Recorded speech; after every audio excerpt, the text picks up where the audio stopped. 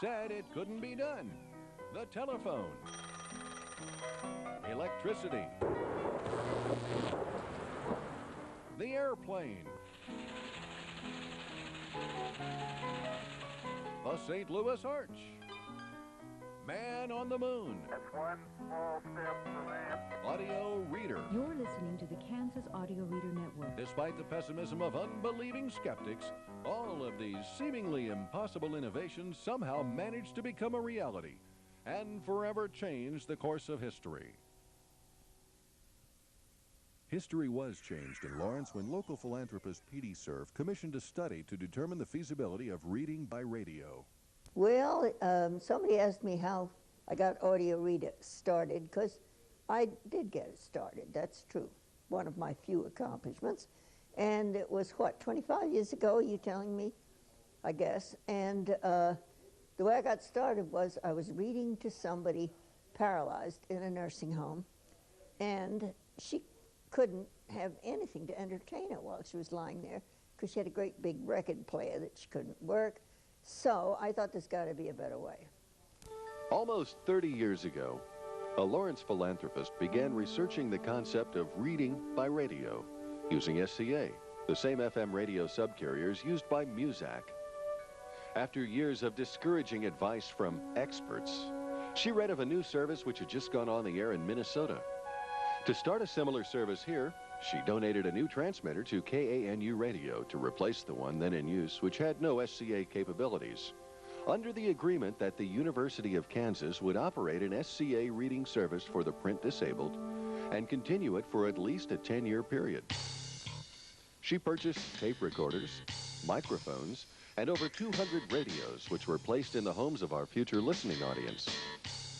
Then came the tedious tasks of setting up the operation, finding a location to house the recording studios, and ordering the necessary SCA equipment.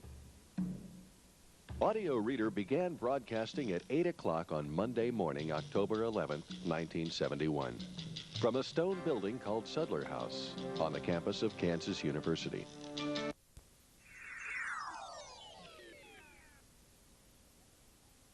So I got back to Petey and said, Petey, we can't do it physically because our equipment's too old. She said, what do you need? I said, a new transmitter. She says, you got it. So we got a new transmitter, and with another grant, we got equipment, we bought the radios, we got people to work in the program for me. Patty Cahill and Rich Bailey, I think, were the first two that I hired to do the job.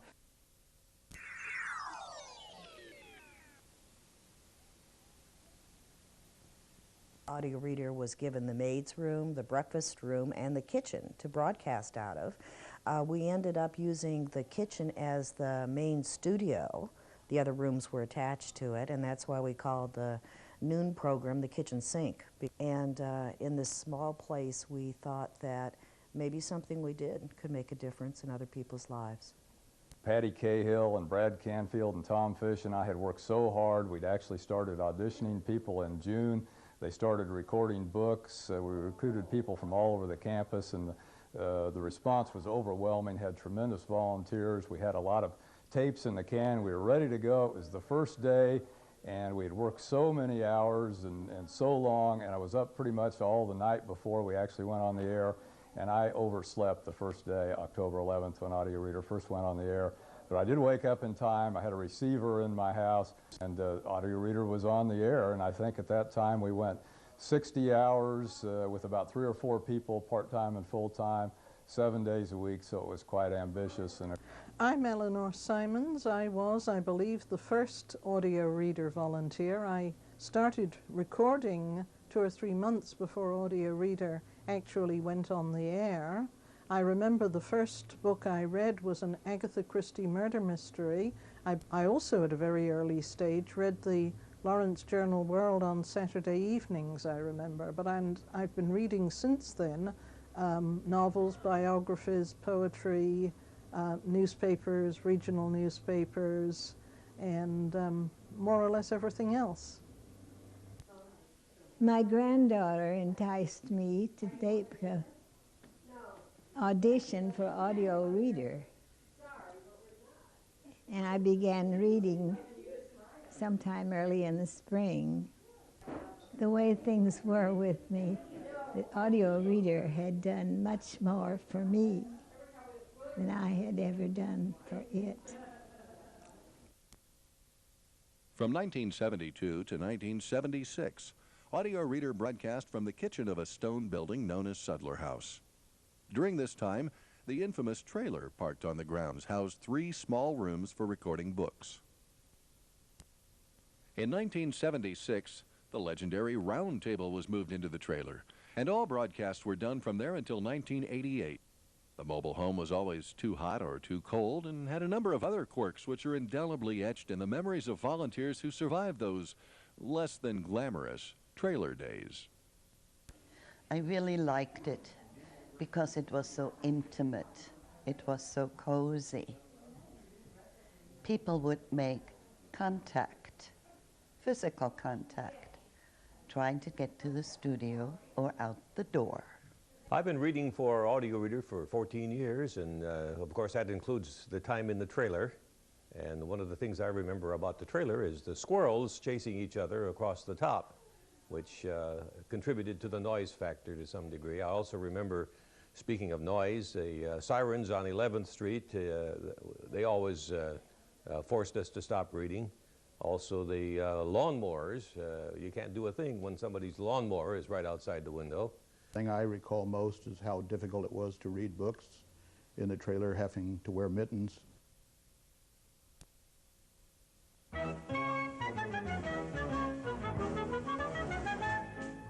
Beginning with a small staff and a handful of volunteers, Audio Reader expanded its original programming until it reached 24 hours a day in 1985.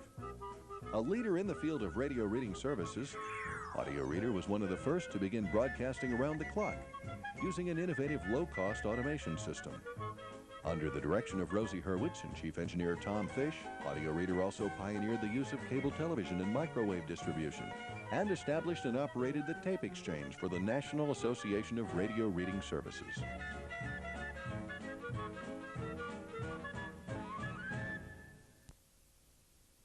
Audio Reader's 25-year history is not without adversity. In 1982, vandals toppled the KANU tower, depriving listeners of Audio Reader service. Operations resumed at full power in April of 1983, but the station was again knocked out in May when the temporary tower was damaged. Throughout the whole ordeal, Audio Reader was flooded with calls from listeners who were distraught without the service. And staff and volunteers learned anew just how important their broadcasts were to print-disabled listeners.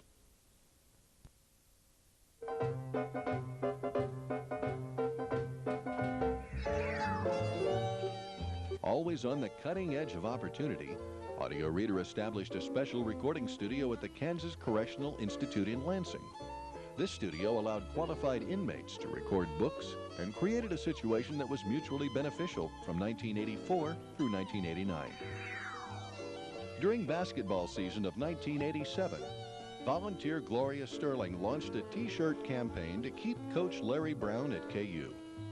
She donated the profits to Audio Reader, and the service emerged $1,000 richer as a result of this creative campaign by Gloria and husband Stan. As Audio Reader continued to grow in its programming and in the size of its staff and volunteers, it inevitably outgrew the cramped quarters offered by the dilapidated trailer.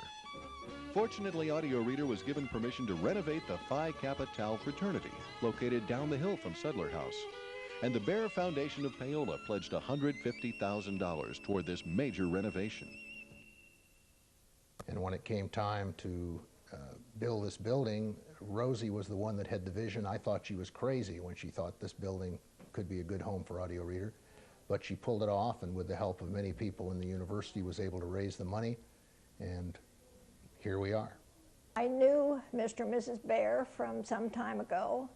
My 90-year-old friend down there tells me that she remembers sitting on the sidewalk, the curbing, and waiting for Mr. Bear to come by with his horse-drawn ice wagon, and he would chip off pieces of ice for the young people.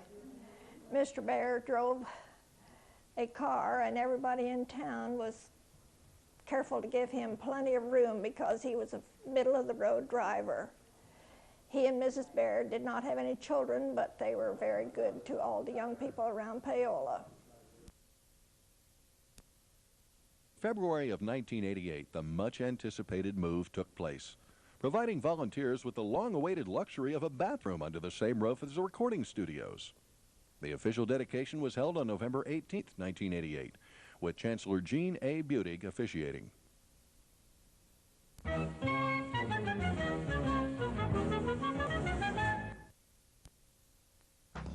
With adequate space and renewed enthusiasm, the Bear Center provided the forum for more growth and special projects.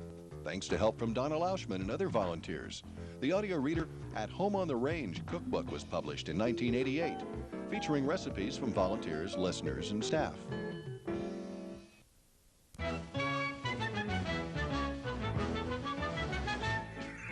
In June of 1988, under the directorship of David Andrews, Audio Reader hosted its first annual on-air fund drive.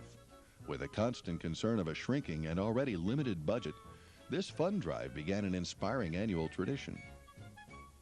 1988, or perhaps it was 1989, brought the arrival of yet another staff member to Audio Reader. A stray cat with a persuasive meow made his way into the hearts of staff and volunteers.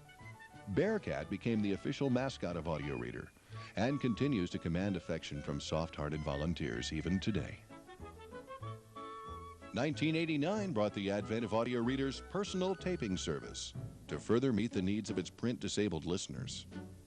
Under the directorship of Janet Campbell in 1990, Audio Reader initiated its unique fax response service. 1991 was another eventful year in Audio Reader history. During this year, Audio Reader obtained a new van with Braille lettering on the sides. In October of that year, Audio Reader celebrated its 20th anniversary with a fundraising auction at the Riverfront Mall. The auction featured a basketball signed by former KU basketball star Wilt Chamberlain, his first contact with Lawrence and KU since his departure. The week of October 7, 1991 was proclaimed Audio Reader Week in Kansas by Governor Joan Finney. 1992 also brought some important moments in Audio Reader history. On September 5th, the Audio Reader Saturday morning call-in show debuted with listener-host Netta Dicker, later joined by Rob Tabor and Kim Morrow. In what was perhaps the ultimate in creative fundraising, Audio Reader volunteers, listeners, and staff joined forces in October 1992 to produce an original mystery dinner theater performance of Rex Goodhart, Big City Hematologist. Performances were given in Lawrence and Kansas City, and the event was deemed an overall success. On February 10, 1993, syndicated columnist Ellen Goodman visited Audio Reader and read her own column on the air to the delight of our listening audience. And who can forget the historical arrival of Audio Reader's satellite uplink system, which was conceived by Chief Engineer Steve Kincaid and installed in March of 1994. This impressive bit of technology brought about better and more dependable sound and possibilities for future expansion. In July 1994, Audio Reader added another dimension to its services. Thanks to funding from the Kansas Lion Sight Foundation and dedicated volunteers willing to record before sunrise, Audio Reader initiated the Lions Telephone Reader System. The enormous popularity of this new service keeps the special phone lines constantly busy, and Audio Reader has hopes of further expanding this invaluable system.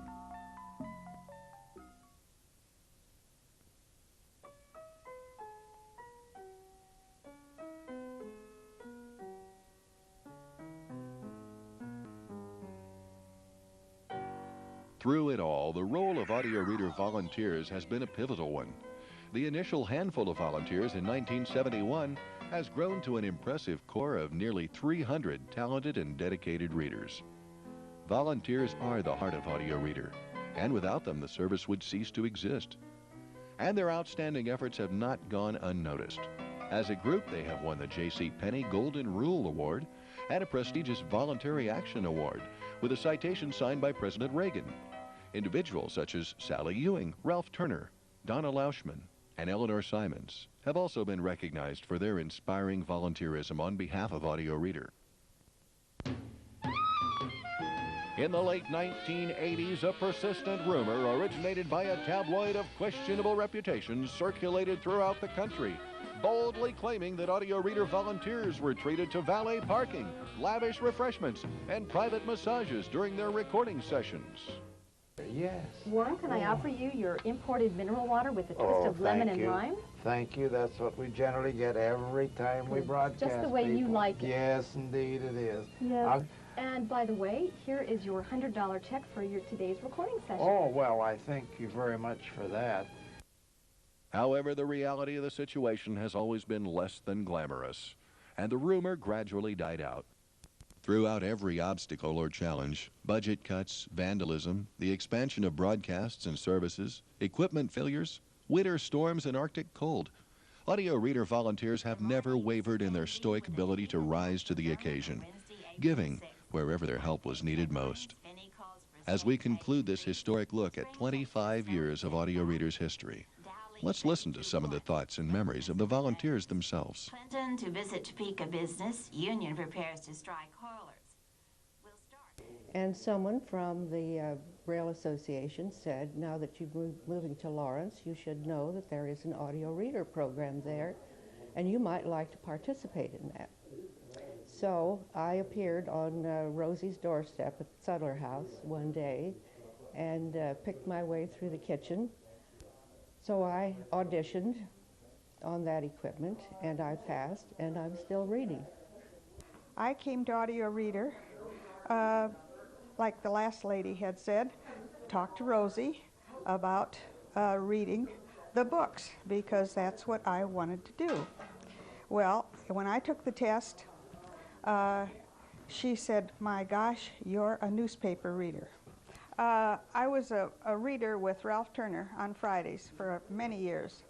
You know, I'd been reading here several years, but not until Audio Reader started to send my American Past show out to my sister in Utah did I realize the importance of it.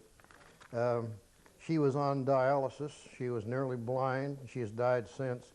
But how she loved getting those tapes, how important they became in her life. I consider it a privilege to read for Audio Reader. After many years of teaching and reading aloud, I wanted to do something like that after I retired. And as well as finding the experience rewarding, I've also found it great fun working with great people here and facing the challenge of reading both newspapers and books. Byron and I were recruited last fall by Maggie Carter, who is a real old friend of ours from way back when we were here in Lawrence between 1951 and 1969 when we left for Canada. At that time, there was no audio reader.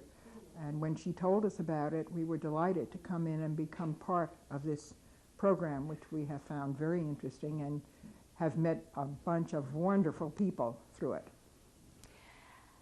I really like reading, for one thing. I never thought I would read in this type of, this kind of reading, I should say.